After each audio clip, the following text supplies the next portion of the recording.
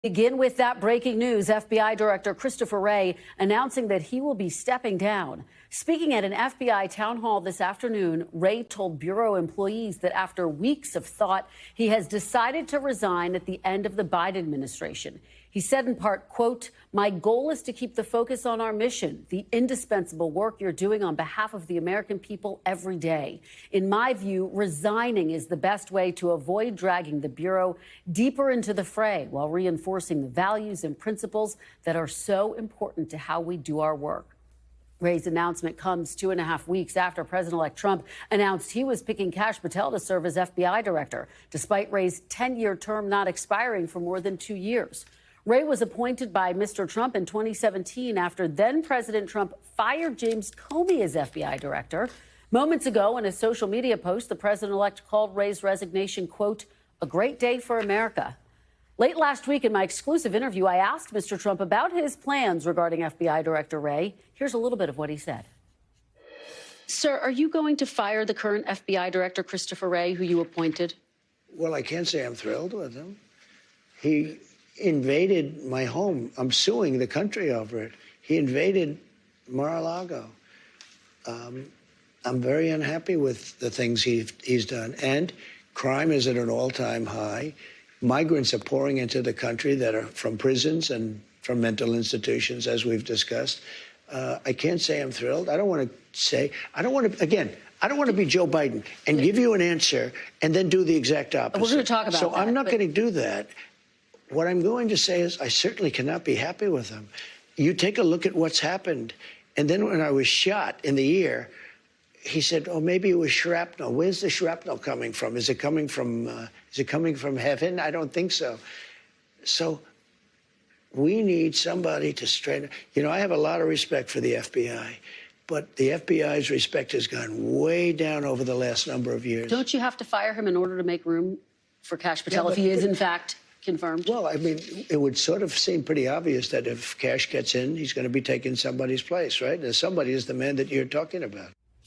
And just moments ago, we heard from Kash Patel, who's been on Capitol Hill today meeting with lawmakers. We look forward to a very smooth transition, and I'll be ready to go on day one. Are you going to be seeking retribution against Donald Trump's political opponent, sir?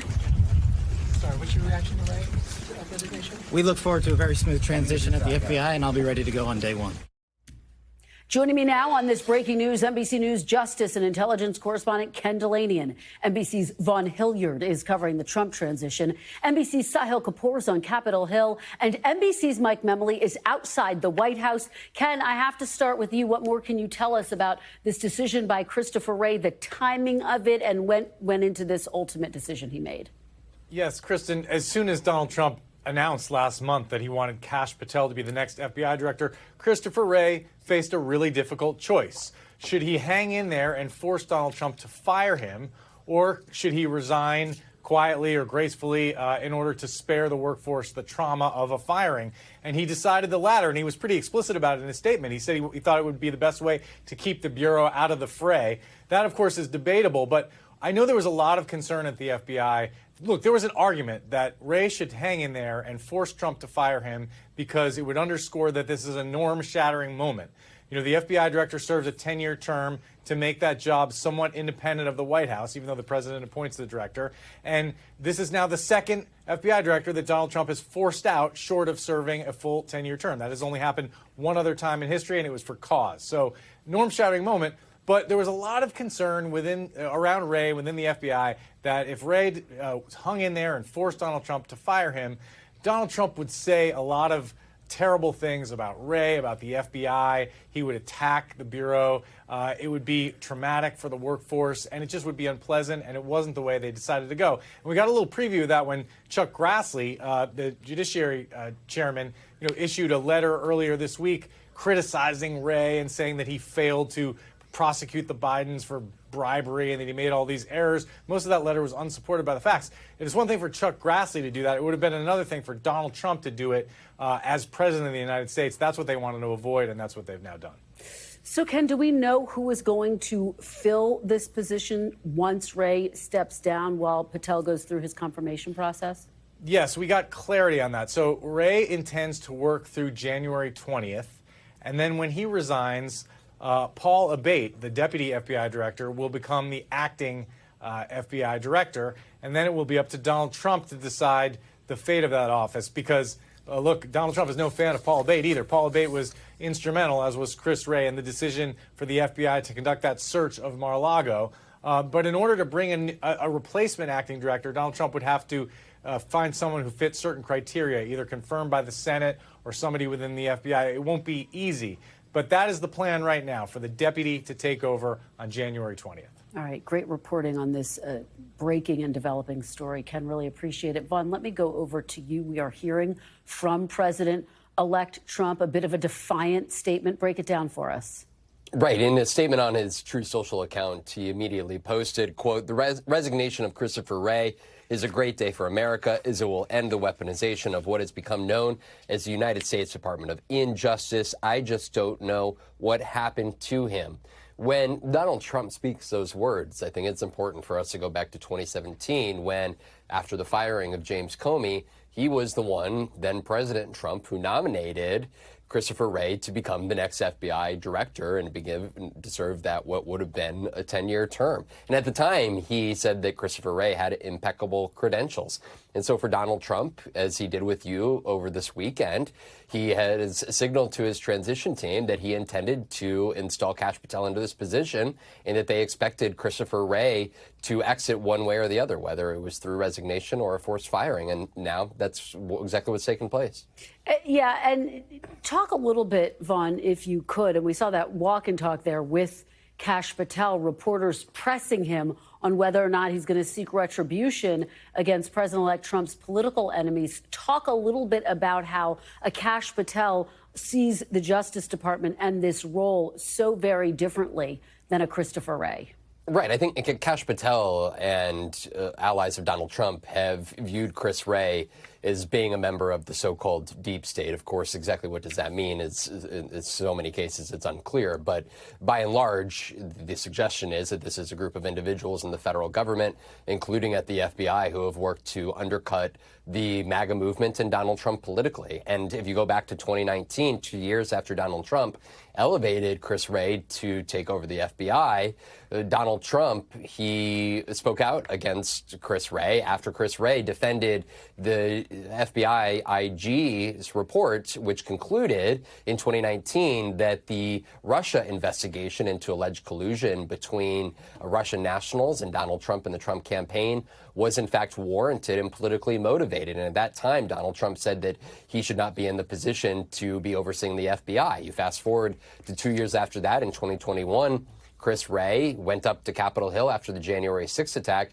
and called it an act of domestic terrorism. He then helped within the DOJ the investigations into the efforts to overturn the election, subpoenas to individuals who were alleged fake electors and other public officials who had information that the FBI was looking into.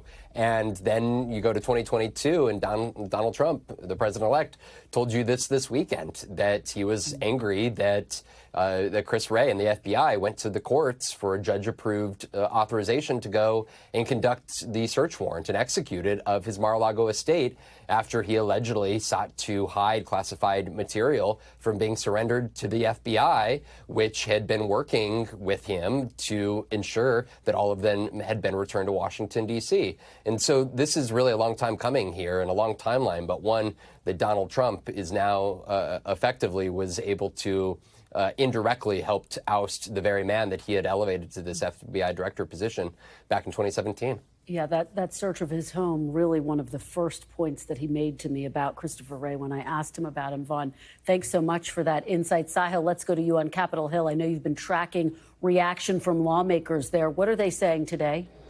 It's been a mix of reactions, Kristen. We actually had to break the news to several senators who were going about their business in meetings and had not heard about this. But we got a variety of reactions. I think senators, for the most part, agree that this was inevitable simply because Donald Trump has been elected president. The president has the power to fire and replace the FBI director, and Trump has made abundantly clear that he plans to do so.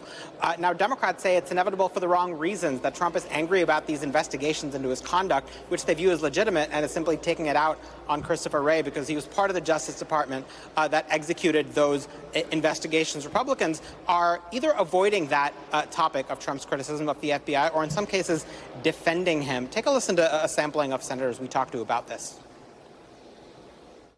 I guess I'm not surprised that Chris Wray would choose to resign. I think he tried to serve this job with integrity and always in what was in the best interest of the men and women who work at the FBI. Really unfortunate. A 10-year term should be a 10-year term. The whole point is to have that position be outside of direct political influence. So it's disappointing. Appreciate anyone's willingness to serve, and I think that probably elevates the need to get someone in that role sooner rather than later. And so this process of us meeting, I'll look forward to meeting with Kash Patel and look forward to kind of getting that process moving. Now, in written statements, Kristen, the outgoing Democratic chair of the Judiciary Committee, Dick Durbin, said, quote, "The FBI is critical to our nation's security and our family's safety." He added, "It will soon embark on a perilous new era with serious questions about its future." The incoming Republican chair of the Judiciary Committee that oversees the FBI, Chuck Grassley, said, quote, "Wray's departure is an opportunity for a new era of transparency and accountability at the FBI. Future FBI directors ought to learn a lesson from Wray's mistakes," unquote. Essentially echoing Trump here. And of course, this adds new urgency to the question of Kash Patel. It's no longer a hypothetical here because now the FBI director has made clear he will resign. There will have to be a replacement. It's such an important point. And with that point, let's head over to Mike Memoli at the White House. Mike, have we heard reaction from President Biden yet? No, Kristen, we haven't heard from the White House on this at all, despite the fact that the president is here in Washington, despite the fact that he had a public event earlier today before this decision became public. The White House did not hold their usual press briefing today.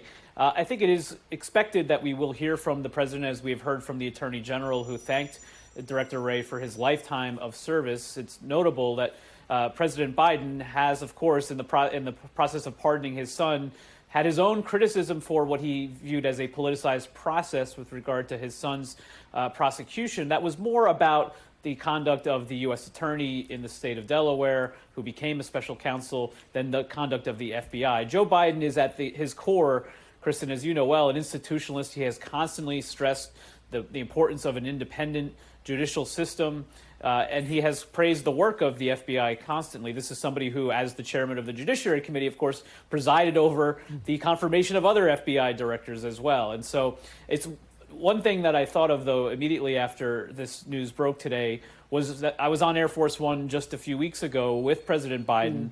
When we landed at Joint Base Andrews, that was when the news of Kash Patel's appointment to lead the FBI broke. So it was something that the president would have learned about in those final hours before he ultimately pardoned his son. The question now is, does Director Wray's decision to step down to avoid this confrontation add to the conversations that we have reported are happening at the White House about doing some preemptive pardons for other individuals who have been in the crosshairs of Trump world figures? Yeah, undoubtedly one of the big questions that we are trying to get answers to right now. Mike Memoli, thank you so much for your great reporting. As always, great to see you. Thanks for watching. Stay updated about breaking news and top stories on the NBC News app or follow us on social media.